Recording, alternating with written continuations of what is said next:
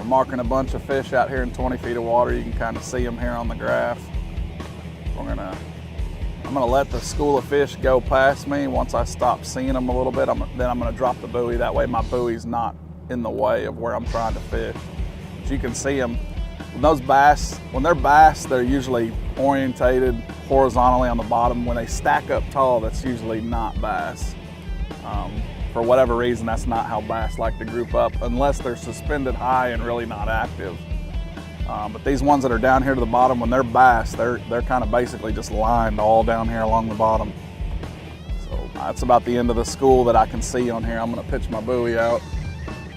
Now I know the school's that side of the buoy. So we're gonna spin around here and see if we can't catch some. We've been catching a bunch of fish on a shaky head. We'll give that a try and see if that works.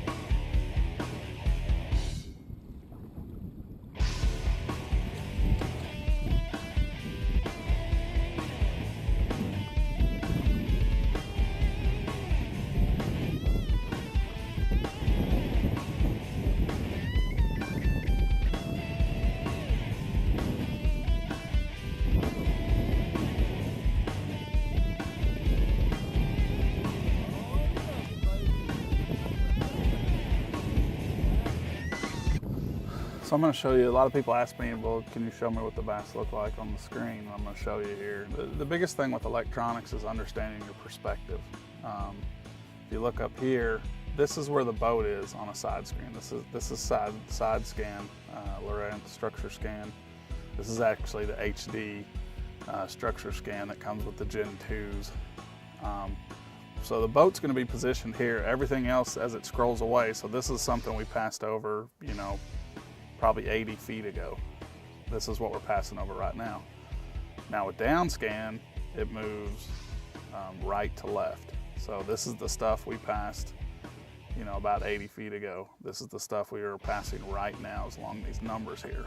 It works just like sonar. Sonar is the same way. It reads right to left. So as you're passing over it, you see the oscilloscope here.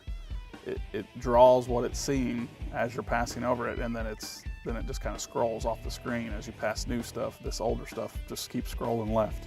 But you can kind of compare them and tell, see, here's the bass, here's the same thing we're seeing. This bass is kind of up off the ground on the sonar. Here he is right here on our down scan. Here he is right here on our side scan.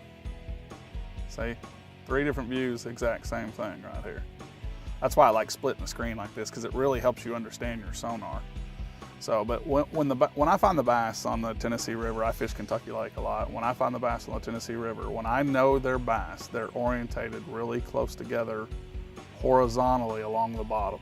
When they're stacked up really tall, I can show you some different screenshots and I'll try to capture those as we go. But usually when you see big bunches stacked up tall on the screen, that's usually other things like yellow bass, white bass, crappie. Those type of fish like to group up into big balls, big stacks.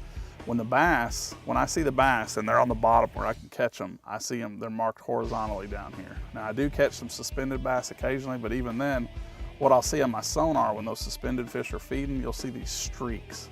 Because what you're doing is he's kind of underneath you and he's going like this, chasing shad and stuff, and they're zigzagging and you're continuously drawing them. So it usually makes lines when they're actively feeding up here suspended. So even then, I'm still not looking for a big stack of fish just sitting there doing nothing. Those are generally inactive fish, and that's not what I want. But you can tell from this screenshot, we saw a bunch of fish. We got to about here and we threw our buoy, and then as you see in the video, we caught some nice fish out of that school.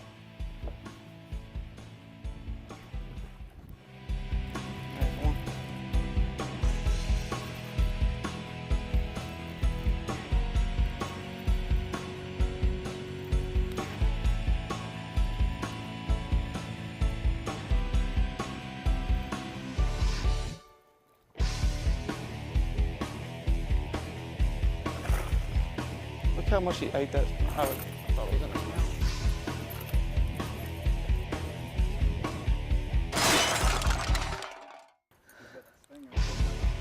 Yep.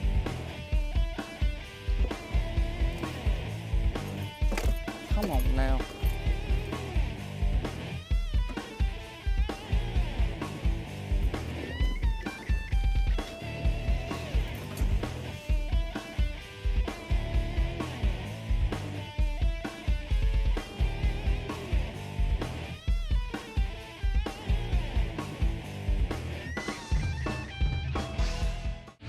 Introducing the Trokar hook, the first surgically sharpened fish hook. A weapon for fishermen who aren't just out to catch fish, but are out to win.